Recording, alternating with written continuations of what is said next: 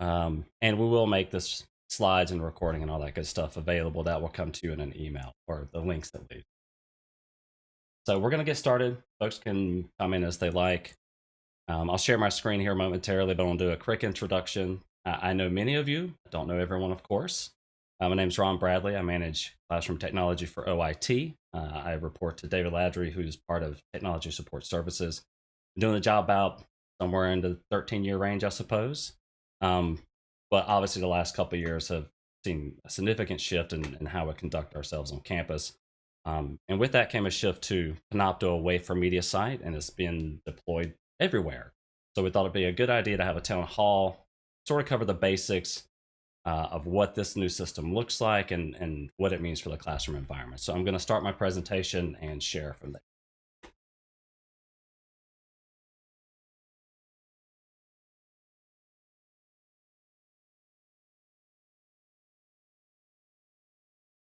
Okay. Hopefully everyone can see this.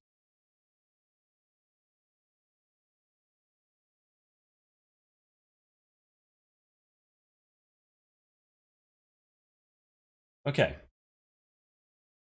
Here we go. So again, just submit your questions via the chat channel. We've got a couple of folks that are going to try to grab those. We're going to type them out. Our goal is going to be to generate a FAQ generated off of this session to answer the questions that are specific to what took place in the session. Okay, so this is the agenda. Looks like a lot of bullets, but I promise you several of these slides are just informational. It won't take maybe more than 30 minutes or so to go through everything. I'm not going to speed run it, but we want to make sure there's plenty of time to allow folks to ask their question. So this is what we're going to cover today. Looks like a lot, but I promise you. Okay, so we've gotten this question a lot recently because we talked about deploying Panopto to all 110 classrooms on campus, and some folks don't know what that designation means. So this is just what it means. It's just rooms that are scheduled by registration and records. There's about 230-ish of those rooms. ClassTech supports 183, 84 of those rooms. And you can go to this Go link here if you're curious what all of those classrooms are and who supports them. There's good information in that spreadsheet if you're curious about the support unit, whether it's ClassTech or CALS IT, CAS IT, and so forth. For our classrooms, for those that are listed as OIT, we have deployed cameras and microphones and Panopto to all of those spaces. So here are some of the technology changes that have taken place sort of in the era of COVID. We did a lot of this work last year, and as we all know, the semester lasted about 2 weeks, and then spring was obviously not a normal spring. But we deployed lecture capture, content capture to all of our classrooms. We installed cameras everywhere. We put lectern microphones on most of the lecterns, not everywhere, but you'll see them. It's this little microphone embedded in the lectern. We still have the lapel microphones as well. And every room has Zoom capability as well.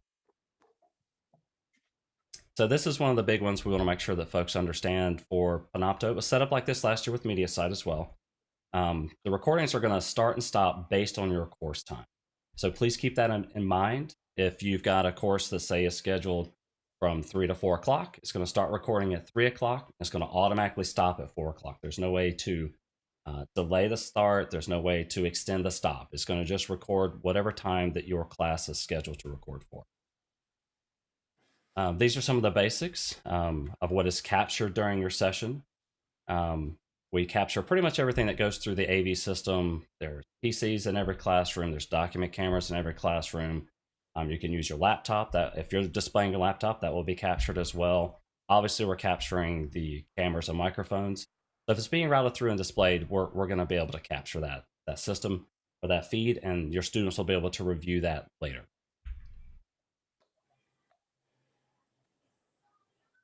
Oh, sorry.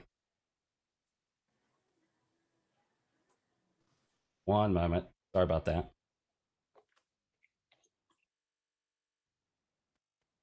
Try again.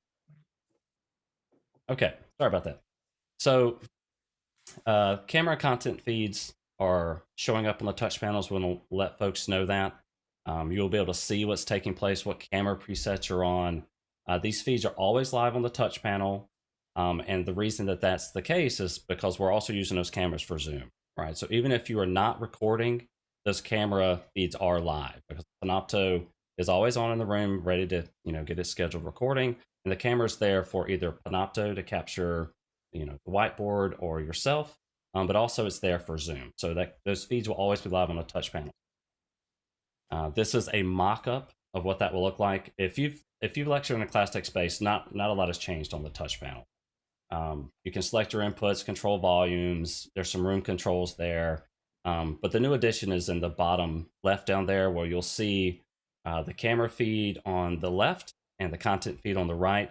And that camera feed will change based on which preset you're on, whether you are showing yourself, the whiteboard, or a wide shot of the classroom.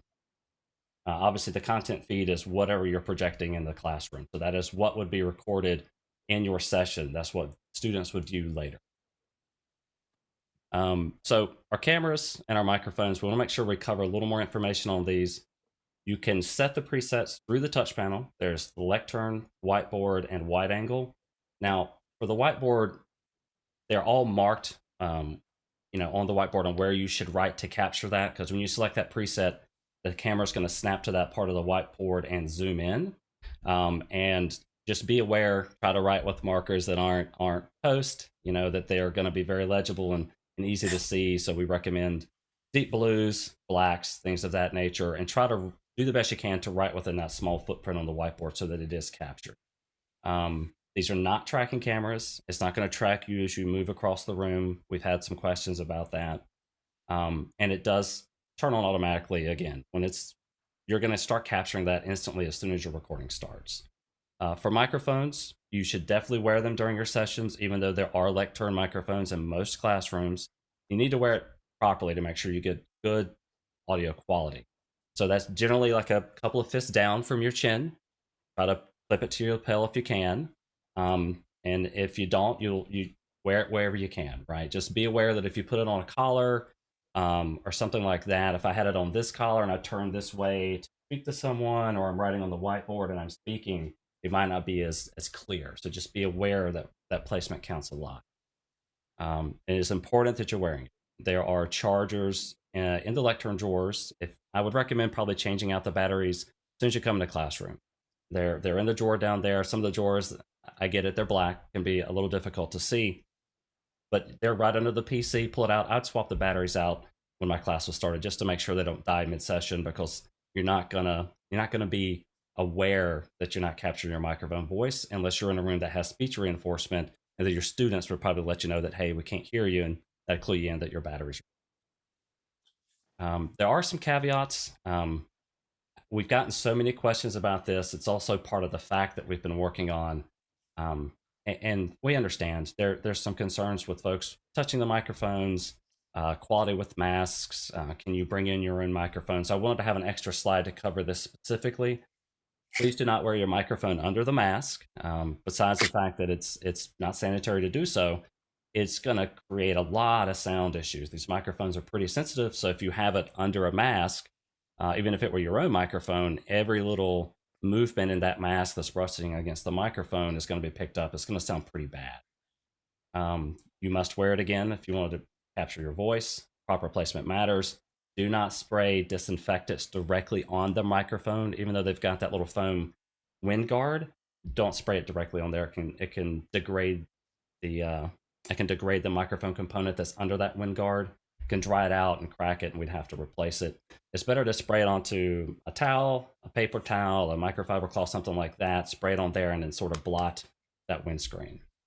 Again, if you're not comfortable wearing a lapel mic, if you look at your lectern and there's a lectern mounted microphone there, they're pretty good. The quality's not as good as the lapel mic because obviously it's not as close to your face. But if you're someone that is uncomfortable wearing the microphone and you're going to lecture from the lectern, if you speak with a clear voice, you'll probably be captured there as well.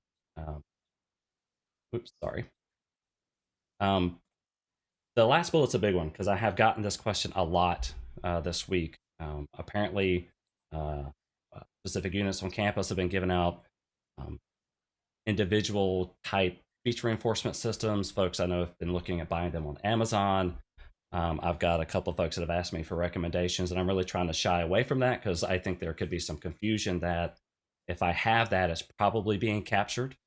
And it will not be because those individual systems do not plug into our AV system. There's no way to capture that. Again, outside of if your room has a lectern mic, it would pick that up, but the quality is going to be pretty bad. So please keep that in mind if you plan to use capture and you care about the audio quality.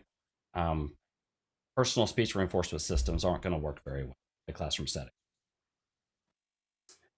So a word about record now. Um, I know that some folks were trying to do tests and practice, and it wasn't working the way they expected. We were still updating a lot of the systems to allow for everyone on campus to be able to conduct ad hoc. A lot of folks will use it for uh, testing to get comfortable with standing in front of the camera, practicing their speech. How long do they need to talk? We've seen faculty use ad hoc in the past to help students prepare for job interviews or to practice presentations, things of that nature. It is working everywhere now. If you walk in, you'll be able to use it. Just log into Lectern PC, launch the icon. There's a picture of the icon there, and off you go. You probably should reserve the classroom if it's during a semester. You can go through your departmental scheduling officer with help for that, or you can go to this Go link. It's a little tricky to use Astra if you've never done it, so I would just recommend going through a scheduling officer. Um, but ad hoc's it's got some really good perks to it. I'd recommend that you use it if you've never done capture, just to get a feel for how it's going to operate. So Zoom, this is another big ticket item for a lot of folks. Um, if you've done Zoom, and you obviously you're doing it now. A lot of folks have become Zoom professionals, if you like. All of our classroom support Zoom. Please use Select Turn PC for the best experience. You can use Zoom and Panopto together. It'll record your Zoom session while you're recording your classroom session. Um, the other piece you need to be aware of is in Zoom, and we've had some folks that we're going to walk through how this operates. A lot of us only have one camera, right? But like the setup I'm using here, I have 3 cameras, and I know that I have to go through settings and select the camera that I want to use. If you're someone using your laptop or a desktop at home or your phone, you've got one camera and it defaults to that camera. So for those folks that haven't had to address that, at the bottom of the Zoom window, you can select your camera feed. You just click the arrow and select the camera. In the classroom setting, it is literally called room camera. So if you select room camera, you'll be on that camera that's mounted in the back of the room that you can control the presets through the touch panel. Um, it should default to the microphone that's already in the room. There's only one mic, even if there's multiple mics in the room, because some rooms have lectern mics and handheld mics and lapel mics and podium mics and all sorts of stuff. The system's going to really see them as one microphone, so you're good on that front. For those folks that are going to use Zoom, we have gotten questions about, okay, well, how do I share the document camera to my remote students in that Zoom session? So again, if you go in and change the camera feed in Zoom when you're in Zoom and you've got your session going, you'll see a listing for Wolf Vision there. We've installed the drivers, there's cables run, it's plugged into the PC. The computer will see it as a camera and you can select it as a camera and you'll be able to show that to your remote participants. If you get to a room where you don't see that Wolf Vision camera as an option, just send us an email at classtech@ncsu and we'll address it pretty quickly. Technical support, very important piece here. ClassTech supports the hardware in the classroom. We make sure that the box is working the way it's supposed to. It's getting its schedules. There's network connectivity, obviously. There's no issue with cabling. We'll do that sort of frontline support. Anything related to access, editing, retention, any of those questions, all that stuff falls to Delta. They are the enterprise partner and support mechanism for campus. We work through them for a lot of the stuff that we're doing in the classroom environment. We will conduct weekly room checks. Part of those room checks, obviously, is going to be Panopto. This is a huge deployment of hardware. So testing that piece of equipment weekly sort of takes precedent over everything else. But again, we want to make sure that people understand that there's a delineation there between, what ClassTech supports and what Delta supports. Now, if you have some confusion over who to reach out to, it might take you a semester or two to get comfortable with that part. You can always fire the email to ClassTech and we'll route it to Delta if it's something that they need to address. Okay, so a lot of folks have asked about this. Well, how is this all going to work? I haven't gotten an email necessarily. I'm aware of how it's going to transpire. We've seen some communications going on within our college. We've gotten this Zoom invite now where they're talking about it. So what next? So you will get an email likely next week from Delta. They will run a report, and it generates all the folks that are faculty of record for fall 2020. Those folks will automatically be opted in to record. They'll get that email that outlines their course, the title, where it's being taught, uh, scheduled, all of that good stuff. In that email will be some very important items, so don't just breeze through it, right? It will have a link to your course catalog that will be the link that you can either share with students, or you can share individual links for your recordings as they show up. There'll be a bunch of resource links in there as well. Training video links, the main Panopto landing site, Delta's tutorials, how to get help, stuff like that. So I encourage you to take the time to read through the whole email. I get a lot of emails. I'm sure that you do as well. I'm definitely guilty of skimming from time to time. Take your time with this email. Make sure you understand what you're looking. The last bullet down there talks about opting out. While everyone is automatically opted in, you can, at your discretion, opt out. There's a process for that, and that will be covered in that same email that is listing that your course has been scheduled. So, resources. I'm going to leave this slide up for a few minutes before we talk about questions. There's a ton of resources related to any enterprise level piece of technology or software, right? We have tried to consolidate it down as best we can. The main Delta landing site is that Go link there. That is their main site. You can get to a lot of the other stuff that I have listed underneath by going to that main site. You just have to find a link to get to it. At the bottom of that main site are some good links to some of the basics. How do I edit videos? Here's a link to Panopto's website, so on and so forth. There's really good information on that website. It's updated weekly. I think that you should definitely spend some time there. I will also add that if you're like a lot of the faculty that use MediaSite in the past, and MediaSite really had pretty poor video editing features, a lot of faculty didn't spend a lot of time there, right? They just did the recording, they'd have a TA check it, or they would check it quickly, and good enough was good enough, because the recording in class tech spaces is really intended for review, right? It's not professional level video recording like you would expect from Engineering Online or from Delta. We're viewing it as a review process for students to prepare or to cover a topic that they got stuck on, right? Delta's knowledge base, there's the link for that. You can type in Panopto when you get to that landing page, and it'll show you the currently available knowledge base articles that'll walk you through some of the basics. Delta's YouTube channel, or I should say Delta's Learn Tech YouTube channel. Delta has their own main YouTube channel. But this is the channel you go to. Probably next week will be some videos that they've been working hard on that'll cover anything from how you should wear the microphone when you're using a mask, and several other options, right? Those videos should be online next week, so be on the lookout for those. Again, there's the 110 classroom listing. And the last Go link at the bottom is something that a staff member of mine put together. It is a quick guide for using Record Now in a classroom. It's not a hard piece of software to use. You probably could use it just by going to Classroom and launching it and working your way through it to get an understanding of how it functions. But there is a short guide there at that website that it goes into it a little more in depth. But again, there's not a lot of steps once you initiate the recording. Pretty straightforward.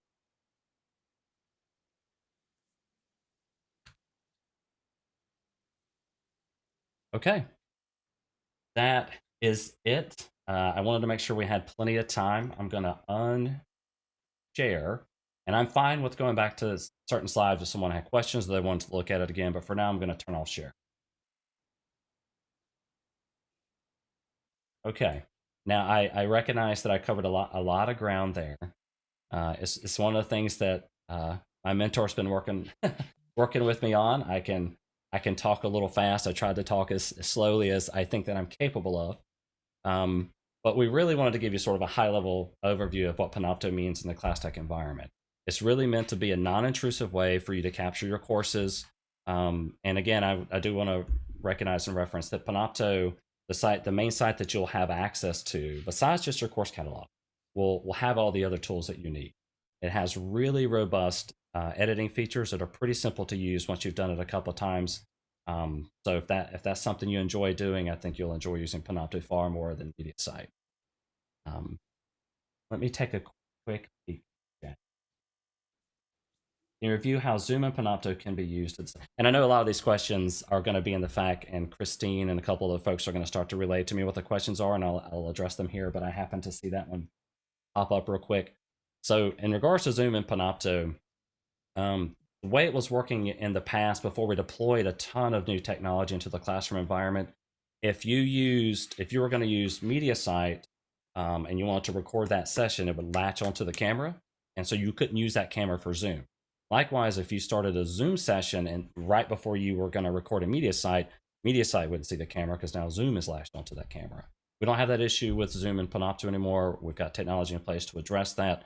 So if your class, again, starts at 3 o'clock and you open up a Zoom meeting for your hybrid course model that you've got going on, you've got 20 students at home and 30 in the classroom, you're going to be able to have that Zoom session also be recorded, right? Provided that you're showing the Lectern PC. It'll record all of that stuff. And I'm pretty confident that you very likely, I wouldn't recommend it, but I'm pretty confident you could also record in Zoom while you're recording in Panopto at the same time. It's going to, you got a lot going on Lectern PC, that might tax the resources there. These are not high-level workstations. This is a university. These are not 32 gig RAM machines, right? But you can record in Zoom and in Panopto simultaneously.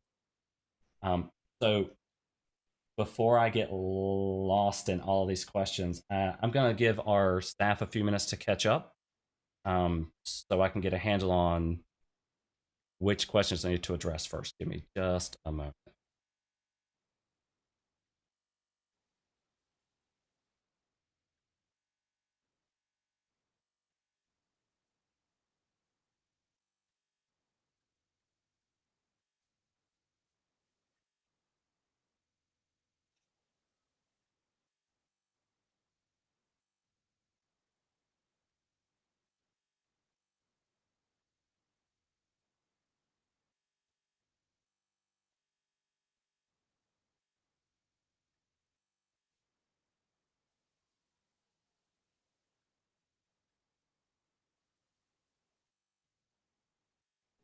Hey, Ron.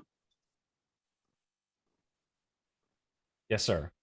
Hey, so I think some people have had an experience this summer using Record Now. Can you talk a little bit about, that's not what the experience is going to be going forward. So can you talk a little bit about it? Because there are some questions,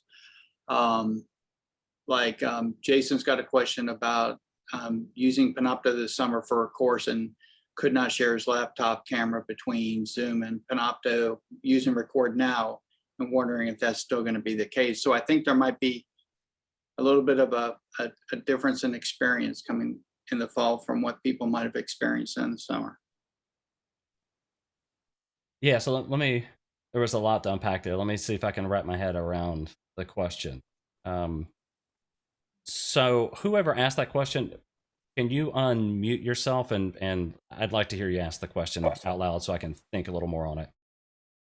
Sure. It's Jason Lowe over in Industrial and Systems Engineering. So I taught a summer 2 course, and I was not using anything in the classroom. I was using my laptop only. And I discovered very quickly that I could not have a Zoom session going on at the same time as Panopto. It would record my audio just fine, but I couldn't share the camera.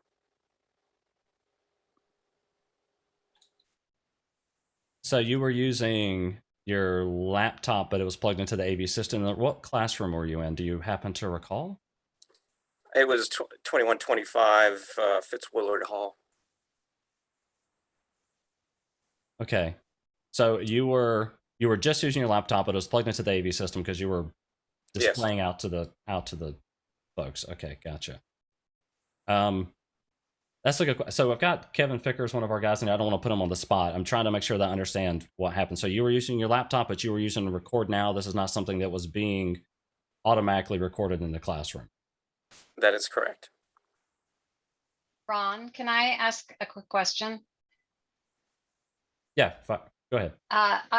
I'm piping up because we have, it's not a problem for us, but it's how the room is set up, where what he's describing actually happens in our small studio because we have a very small bridge that only allows one video source to be captured at a time when you're using Panopto and Zoom, if I'm understanding the question right. Is it maybe an issue with the underlying hardware?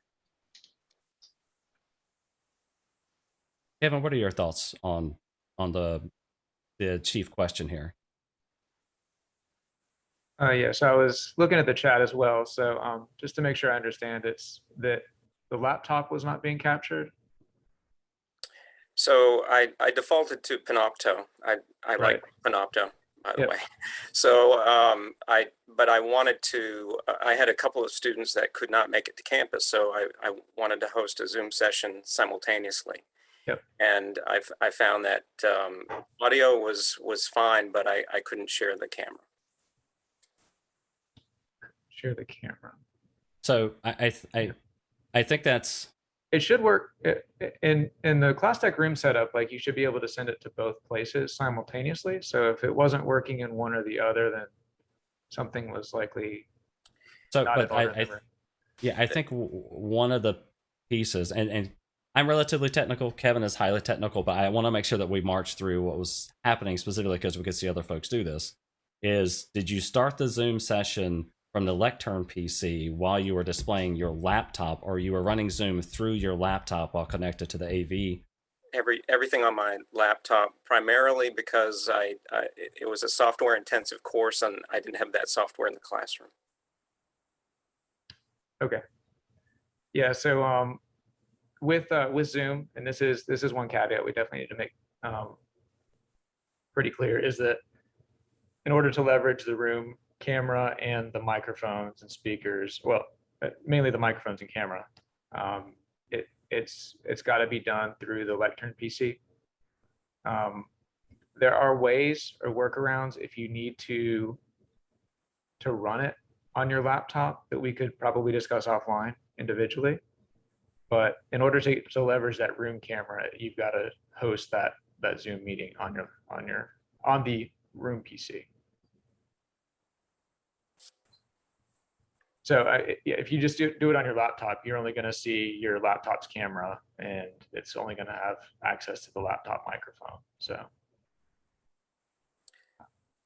yeah, I'm willing to work around it somehow. I just was wondering if that was if that was a common issue, and whether it was something that was on the Panopto side there could be a fix, or that's all. Yeah. Just for ease of use, as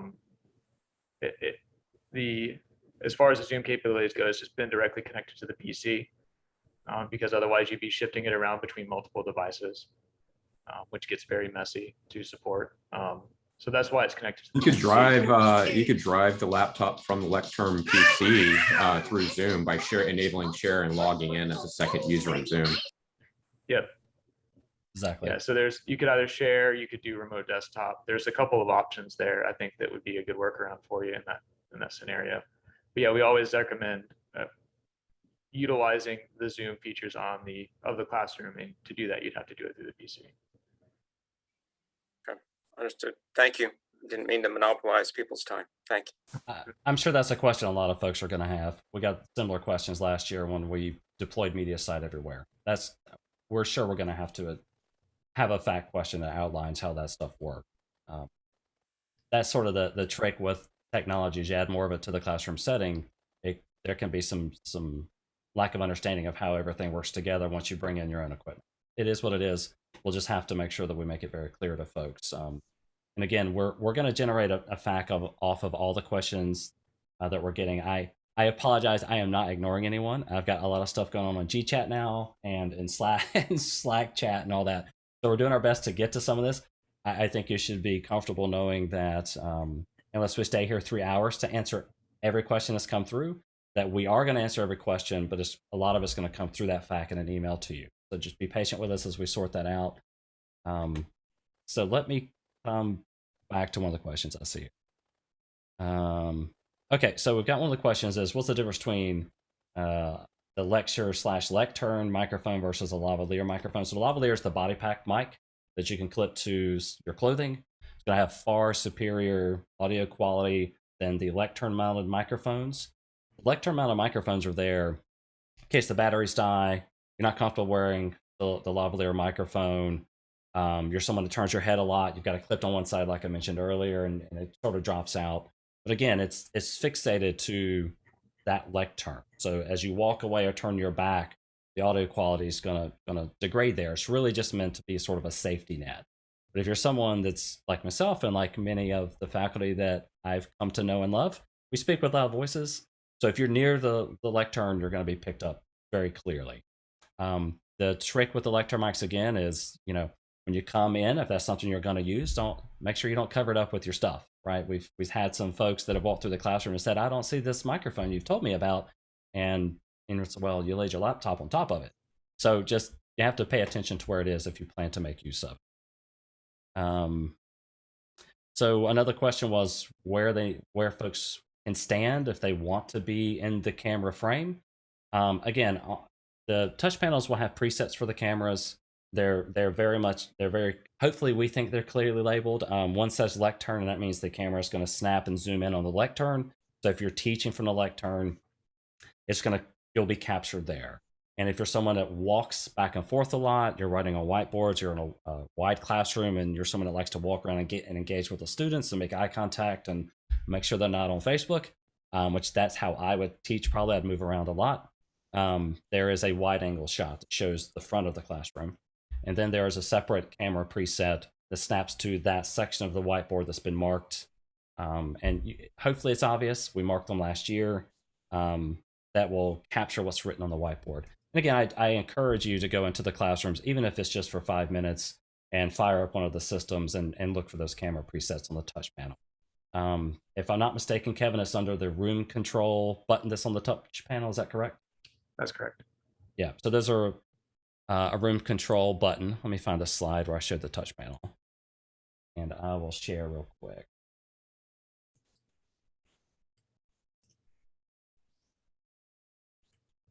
Yeah, so you can see right under the power off button on the right hand side, there's a room control button. And there will be the camera presets that you can select to change the camera wherever you like.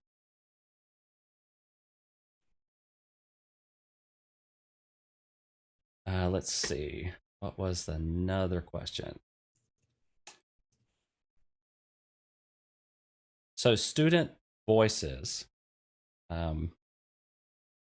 We got this question a lot last year, and we've made some changes in classrooms, but we really strongly urge faculty to do the classic. So the question was, and answer the question.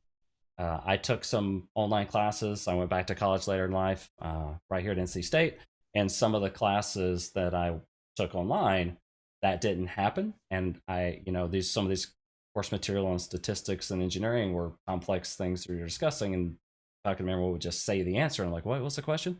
So it's good to always repeat the question, right? There are microphones in the classrooms. In some of the classrooms, we do have ceiling mics. They are muted by default. On the touch panel, let me just show that slide again. On the touch panel, there is a way to unmute those mics. As you'll see, right under room controls, there's audience mics. That line through it means they're muted. Also, they're pretty easy to spot for the most part. They're in the ceilings above the students. If the LED ring around that microphone is red, that means they're muted. If they're green, that means those microphones are hot and it'll pick up student feedback, right? If you were to, if you look on this touch panel, stop playing. If you notice on the touch panel, the Lectern PC is selected and its button is now blue.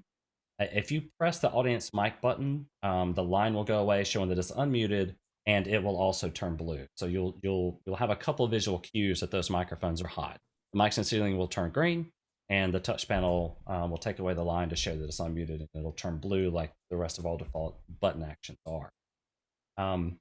We think it's best to leave them muted by default.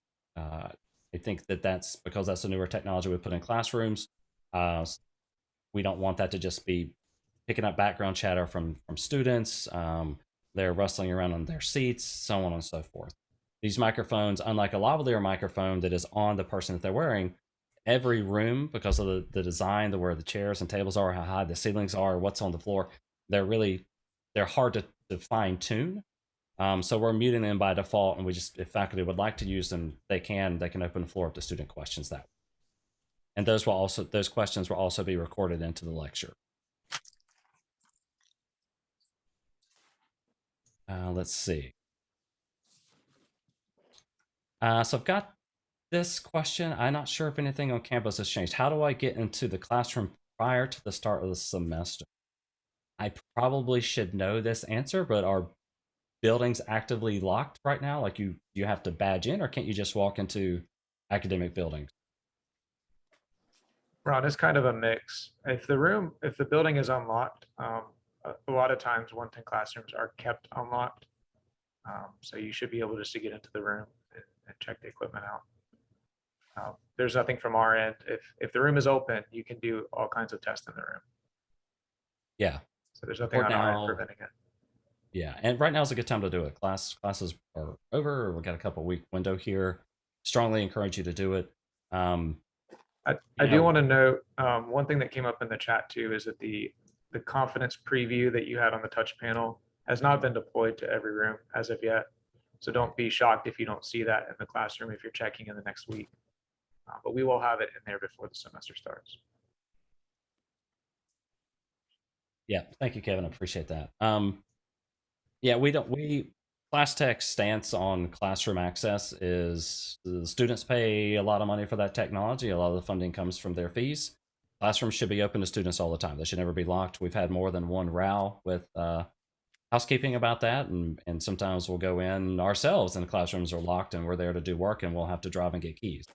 Our expectation is that the classroom should be open, fair game for faculty and students to go in and use the equipment. That's what it's there for. Let's see. But yeah, good. That's a good point, Kevin. Kevin's a programmer for Class Tech. This was these confidence monitoring pieces that are on that slide. That's a new addition that we've been testing. He's going to push that stuff out and get it on all the touch panels before the semester starts. Let's see. Hey, Ron, can you talk about Yes. Top Hat? I don't want to talk about Top Hat. Why am I talking about Top Hat? Boo. What's the Top Hat question? You're muted, Lynn, if you're talking to me. Is it still being supported, and it can be used with Panopto? I sort of know the answer to that, but I thought you should address it. Yeah, so at the top level, Delta supports Top Hat. Class Tech used to support Turning Point, and when we made the shift to Top Hat, that started falling under Delta from an enterprise support perspective. As far as I'm aware, we've got several Delta folks here. I'm really trying to tiptoe over landmines here. I'm pretty confident that Top Hat is still the standard for response technologies on our campus. We did get one of the questions from someone while we're on this, not exactly Panopto related, but I saw it flash through as an easy one. Yes, there are batteries for, if the classroom has a slide advancer, the batteries for that would also be in the same battery charger that's in use for the microphones. But as far as I'm aware, yes, Top Hat is still the go-to for student response systems, unless someone from Delta would like to say it's not. As far as I'm aware, it is. So, and Don is answering someone's questions. Yes, Top Hat is a completely different technology for Moodle. They can intermix, and you can do some stuff together with the two, I believe. But this is a completely different. So Top Hat is meant to be used as an automatic response to see if students are understanding a concept, right? So if you've not used Top Hat, that's really is driving sort of paradigm of what it's supposed to do. Covered a topic in class, and you turn around and ask a question to see if you can move on, or if 70% of the students answer the question and they got it wrong, then you know we need to talk about this. Some folks use it for attendance, but I don't want to get. This is all chiefly about Panopto, but yes, yeah. Top Hat's still the campus thing. Yeah, Ron. Yep. We've had a couple questions asking about is there a means by which people can stop the recording? Yeah, so in the past, before we made the shift to Panopto, we'd been on MediaSite a very long time. It was a pretty mature system for NC State, but that capacity to cancel a recording, pause a recording, stop a recording, press play again after I paused it, that was all stuff that we sort of had homegrown programming to do. And we were able to sort of maintain that just because we had been with MediaSite for a while. When we made the shift to Panopto, we've had to figure out how we're going to get that to work in the classroom environment. We're pretty close, but it's not ready yet. We didn't want to deploy something that had bugs. So part of the issue currently as it stands, and we are working with all the major stakeholders here. We're working with OIT and Delta, our close partners on this. We're working with an outside integrator as well. We're working with Panopto directly for API calls. We're working with Epiphan, who makes the hardware that runs the Panopto backend. We've got everybody on board trying to make that work. We're pretty close. We think that sometime during the semester, we'll be able to deploy that to the touch panel. We are still on the fence about whether we say, okay, it's there or not, because it'll be really obvious if you're on the touch panel, right above, it'll either fall into the room controls page or right above the recording confidence monitoring piece that's there, that's showing the camera and what's being captured content-wise.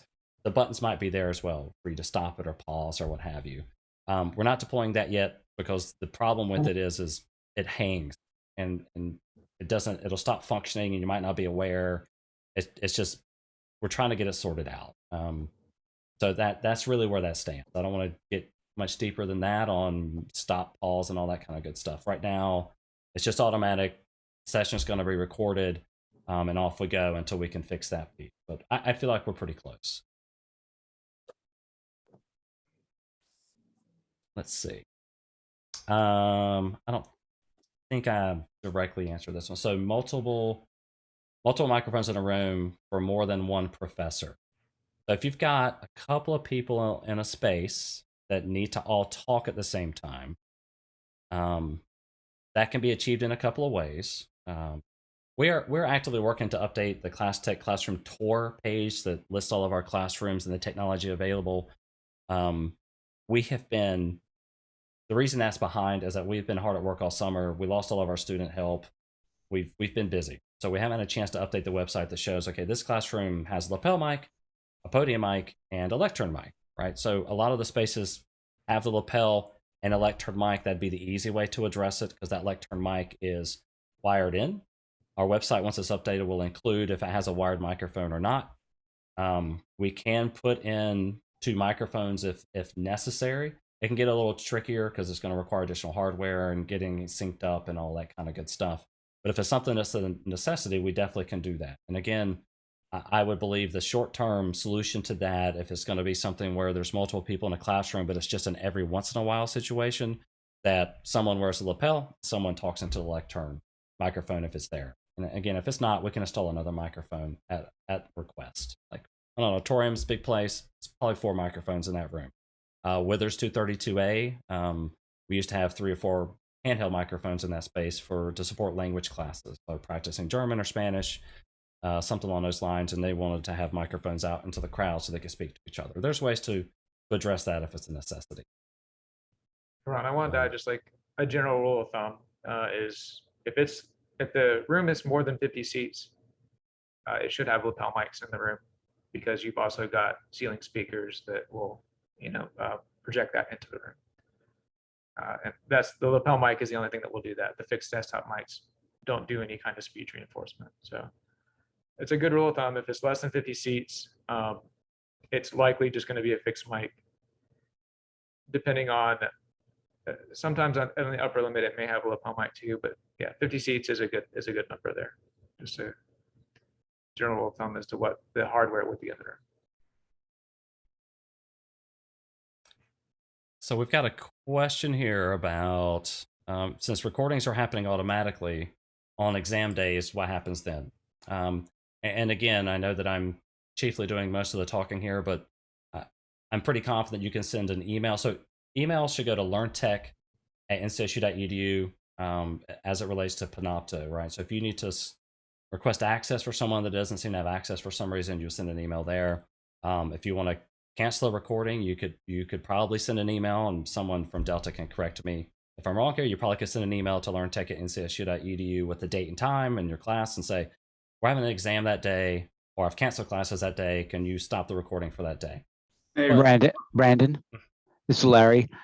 Instructors can log into Panopto and cancel their upcoming scheduled presentation. If they have an exam coming up, they can log into Panopto and delete that presentation. They can also delete it after the fact as well.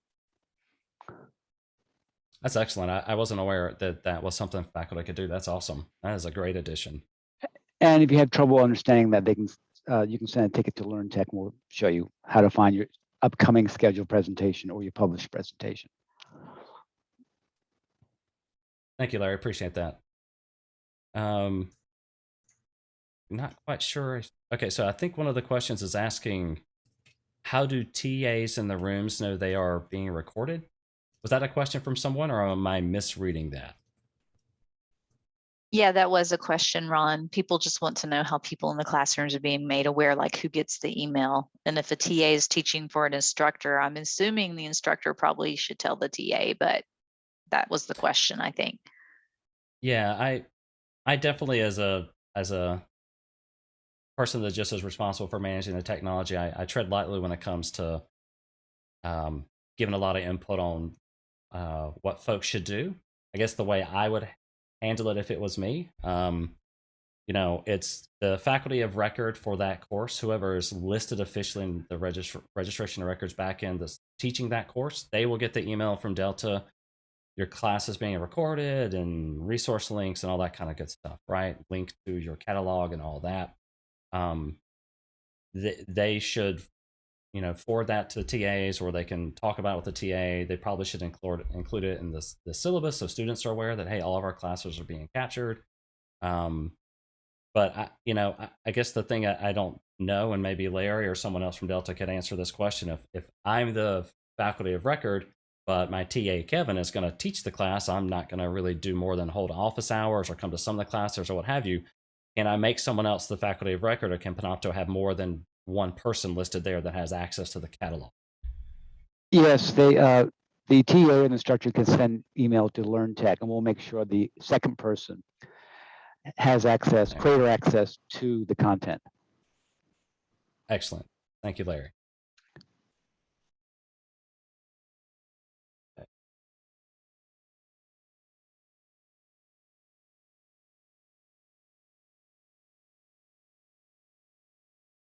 As I'm looking through all this, do not hesitate to open your mic and ask a question. Can we go back to the comment a few minutes ago about class size and the lavalier mics?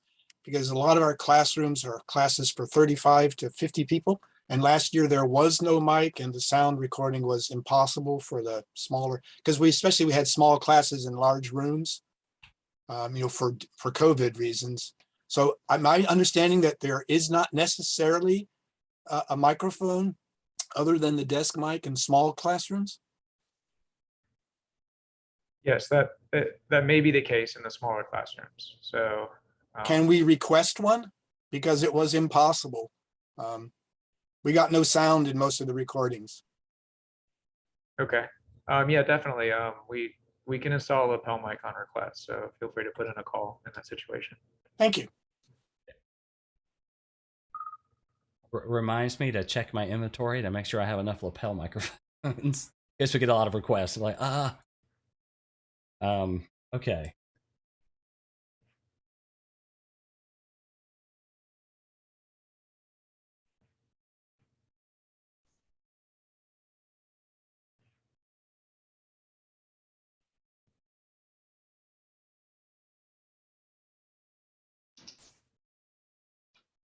Ron, can you cover, I know it's not necessarily strictly technical, but there is a question from one of my faculty about and I know you're working on it, so I know it's coming. Thank you.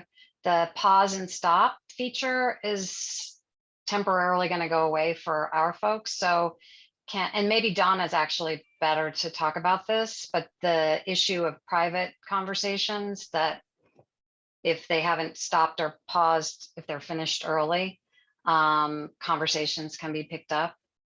Can you just talk about that maybe? Yeah, so I'll obviously stray away from anything related to legal aspects because I know nothing about that. But Yeah. there, yeah. So the good thing is, and what I would strongly recommend to faculty, it does create a little bit more overhead, but instead of sharing the entire course, so faculty are going to get that link that's to their catalog. The videos, as they're recorded and saved, will show up in that catalog. Instead of sharing out the entire catalog and students can just go there and see what's there, is I'd probably be more apt to whatever my communication is through Moodle or email or what have you, or my own website. I would probably share individual links as my course has been recorded. That way I have that opportunity to say, I think I was still had a hot mic going on in that situation. I can go in and edit my video in Panopto and then share the link once it's been saved. The microphones do have mute buttons. It is one of those situations where we recognize there's some concern there. You're having that private conversation. They've asked about a grade, or you brought them up because you want to talk to them about something. You didn't intend to capture it. But the good thing is there's some options there. Now it always comes down to getting in a rhythm with what you think your process is going to be to manage that. But again, Panopto has some really robust editing features, and that's how a lot of other institutions have addressed it, is that faculty go in, they don't share their course catalog, they edit the video out, take out that thing they didn't want captured, and they go from there. Unfortunately, there's no other way to really do that. But I will say, again, unless, and it could happen, unless that, again, I'll use the 3 to 4 example. I'm teaching 3 to 4. Unless me and that student are talking, at 3:03, class hasn't started yet, and I'm talking to that person, technically while it's class time, it could be recorded there. But if there's conversation before 3, that's not recorded, even if I have on the microphone. If I teach right up till 4, and they come up to me after class, because there's a 15-minute window before the next course, and they're talking to me, even if I have my mic on, that will not be captured either, because the recording has stopped at 4. These are hard start and stop markers, so it's that piece, I guess, that if it transpires, class starts a little bit late, they're talking, or class ends a little early and they're talking. So outside of editing the video and sharing them one by one as they're available, there's not a lot of recourse there.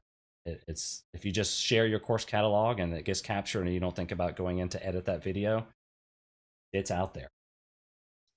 So is Class Tech going to be doing like helpful tips? Is that part of the Delta side or the Learn Tech side? Because I know that's like more social technical than like technical. So just to make sure that the information is shared, just to be be aware kind of an email, or are we just kind of let people kind of do their own thing? Yeah, we don't, our goal is to get it, to get buy-in and for folks to trust the service. We intend in the fact, so there'll be an additional email that follows this one up. I don't want to send out too many massive emails, because again, the last 2 emails are come to this session and here's a reminder for the session. That's 3,000 emails. So I would like to wait at least a little bit longer till we hopefully have the YouTube videos ready and the FAQ is fully condensed and polished and all that. Yeah, at the top of that, there'll definitely be some core basics, right? Of without stepping on pedagogical landmines, there are some core basics of these are the things that we strongly urge you to do regarding using the technology. I don't know how folks feel about me saying, please God, don't share out your course catalog. Do the individual links, because that does create some overhead. If you're a faculty member that's doing research and you're teaching 3 days a week and you've got a family and all that, that might be a lot to ask someone to do. And I try to avoid those situations, but I would sort of, I guess, talk my way around it and saying, hey, if you share everything out, editing that video after the fact, someone may have seen it already, that kind of thing, right? So there'll be a best practices, in relation to what we know the outcomes have been in the past, I guess is the best way of putting it. And the fact's going to be a living document, so.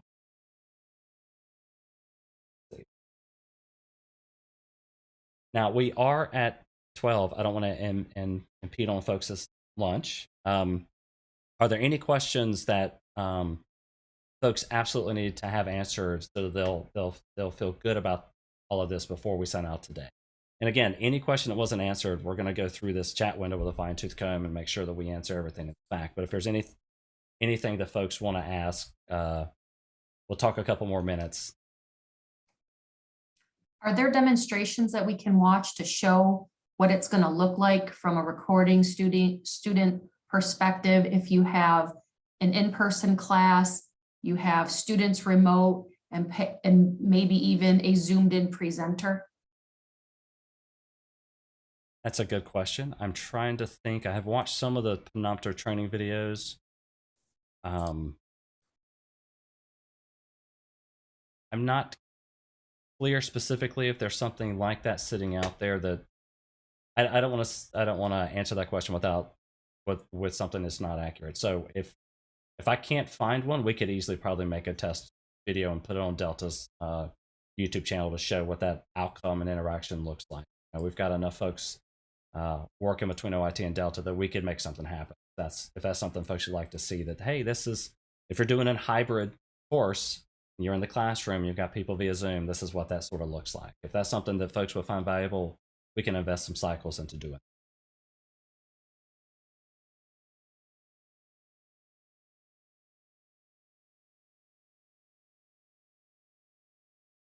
Will there be an instruction on how you select the record now option instead of auto recording? So the only reason, so Christina, if you're still here, so record now is really intended for ad hoc. If you're someone that doesn't want to record all the time, you don't want to be opted in and everything's recorded, totally get that. And you were going to use record now as you saw fit to capture whatever you want, whenever you want. You would, in that case, if you're not going to want everything recorded, you would opt out and you would use record now on the Lectern PC as anytime you wanted to capture, if I'm understanding your question. Yeah, so you would not. I'd need to opt out if I was going to use record now. I would need to opt out of auto. During a scheduled class, because if you put it this way, if you are opted in and you're in your class time window and it's recording through Panopto automatically because you're opted in, and you launched record now, what you're going to see is what's being recorded. You would not be able to use record now to do an ad hoc while an automatic recording is taking place. Does that make sense? Yes, yeah. Thank you. Okay. Yeah, we've got another request from Robin. So we will, hopefully that's being captured in our fact doc for things to answer that we need to have an action item to make a video showing, because we got another question about Zoom Panopto and how that all works at the same time. And I think that the most important thing for folks to recognize is because these softwares have something you can load on your laptop, you can install a desktop recorder from Panopto. For a classroom environment, it's invisible. You just know what's happening. There's no interaction. There's no piece of software to run unless you're using record now. It's an automatic piece of hardware in a Lectern that's capturing the video feeds that are being projected into the classroom, your microphone feeds, any other audio feeds if you're showing YouTube or something like that. So there's no interactions taking place there. So just Zoom is just another technology that's being recorded while Panopto's running in the back end, right? If it's being displayed in the classroom and heard in the classroom, it'll be captured. But obviously after several requests, we'll make a short video and put it up on the YouTube channel, Delta's YouTube channel, showing what that interaction looks like. I would like to add, if you do decide to use record now, it's very important that you select the correct folder for it to publish to. Because your folder will automatically have the right security permissions if it's scheduled through records and registration. But if you're doing record now, you have to pick that folder to make sure it gets published to.